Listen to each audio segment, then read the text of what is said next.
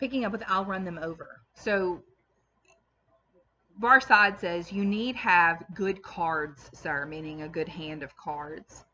And Carton says, I'll run them over. I'll see what I hold. Mr. Lorry, you know what a brute I am. I wish you'd give me a little brandy. It was put before him, and he drank off another glassful, pushed the bottle thoughtfully away. Mr. Barsad, he went on, in the tone of one who really was looking over a hand of cards. Sheep of the prisons, emissary of Republican committees, now turnkey, now prisoner, always spy and secret informer, so much the more valuable here for being English, that an Englishman is less open to suspicion of subordination in those characters than a Frenchman. Represents himself to his employers under a false name. That's a very good card.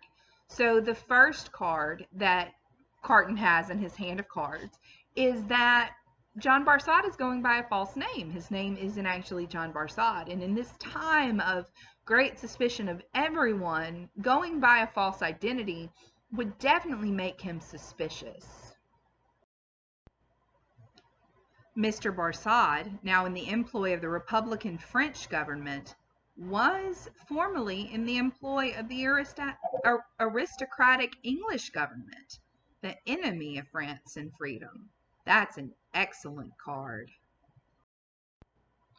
So the second card that he has is that John Barsad has worked for aristocrats in England, and what we know about the French government now is that they're very against the aristocracy. Picking up with inference. Inference clear as day in this region of suspicion that Mr. Barsad, still in the pay of the aristocratic English government, is the spy of Pitt, the treacherous foe of the Republic crouching in its bosom, the English traitor and agent of all mischief so much spoken of and so difficult to find. That's a card not to be beaten. Have you followed my hand, Mr. Barsad?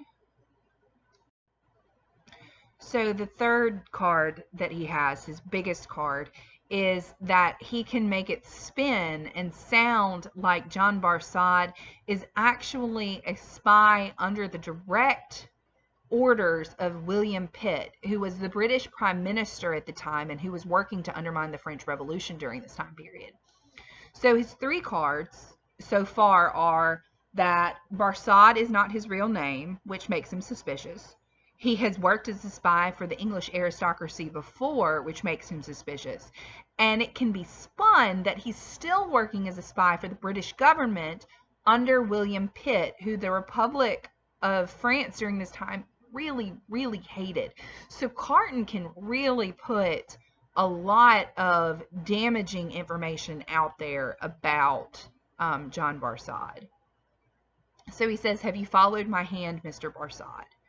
And Barsad replies, I don't understand your play, returned the spy somewhat uneasily. So he sees how good a hand Carton has, but he doesn't understand what Carton is getting at.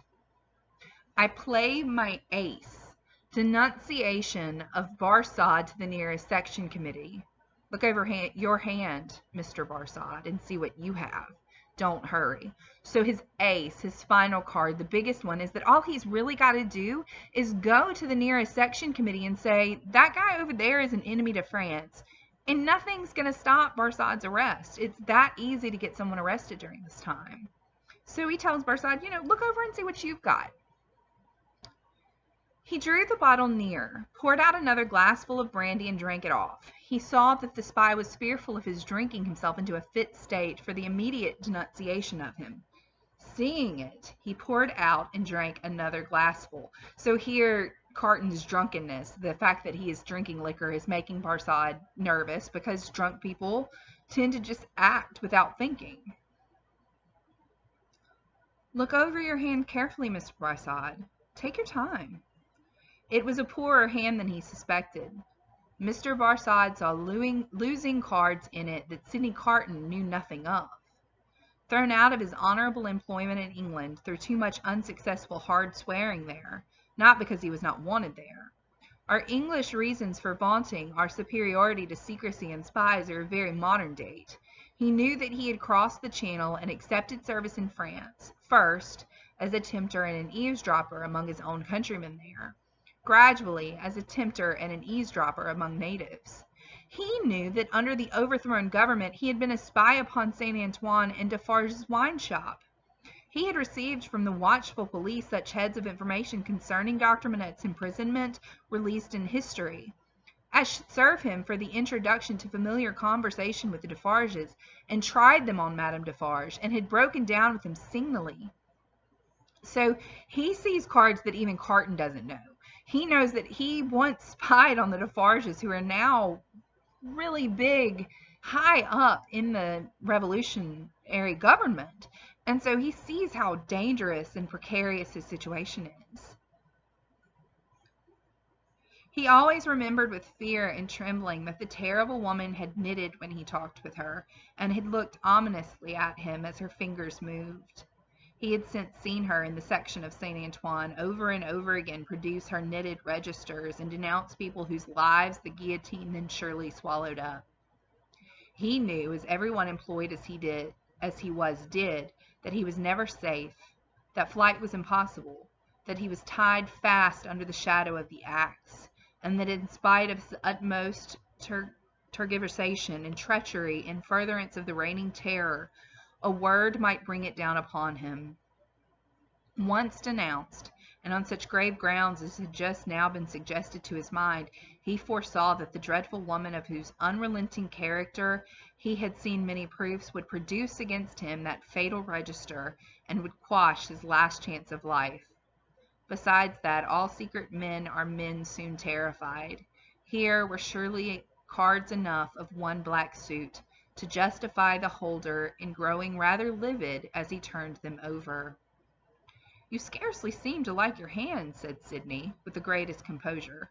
"Do you play?" "I think, sir," said the spy in the meanest manner as he turned to Mr. Lorry, "I may appeal to a gentleman of your years and benevolence, to put it to this other gentleman, so much your junior, whether he can under any circumstances reconcile it to his station to play that ace of which he has spoken. I admit that I am a spy, and that it is considered a discreditable station, though it must be filled by somebody. But this gentleman is no spy, and why should he so demean himself as to make himself one?" "I play my ace, Mr. Barsad," said Carton, taking the answer on himself and looking at his watch, without any scruple, in a very few minutes. So here Barsad turns to Mr. Lorry and tries to get him to listen, but Carton says, "Oh no, I'll play my ace. I'll play it like in just a second, if you really want to see if I'll do it."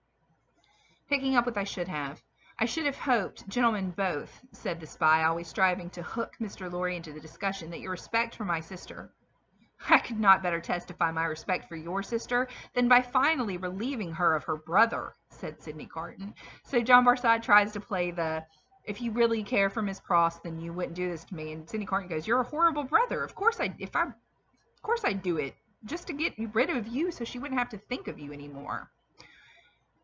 "You think not, sir? I have thoroughly made up my mind about it." The smooth manner of the spy, curiously in dissonance with his ostentatiously rough dress, and probably with his usual demeanor, received such a check from the inscrutability of Carton, who was a mystery to wiser and honester men than him, that it faltered here and failed him. While he was at a loss, Carton said, resuming his former air of contemplating cards, "And indeed, now I think again, I have a strong impression that I have another good card here, not yet enumerated. That friend and fellow sheep who spoke of himself as pasturing in the country prisons. Who was he?" "French. You don't know him," said the spy quickly. "French, eh?" repeated Carton, musing and not appearing to notice him at all, though he echoed his word. "Well, he may be." "Is, I assure you," said the spy, "though it's not important." "Though it's not important," repeated Carton, in the same mechanical way. "Though it's not important.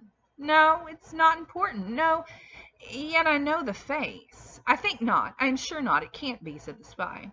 "It can't be," muttered Sidney Carton, retrospectively, and idling his glass, which fortunately was a small one.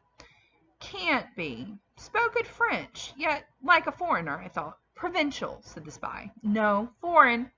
cried Carton, striking his open hand on the table as the light broke clearly on his mind. Sly, disguised with the same man. We had that man before us at the Old Bailey. So here we have to go back and remember a little bit. Remember that there were two witnesses against Charles Darnay in his earlier trial in Book the Second. One of them was John Barsad, one of them was Roger Sly.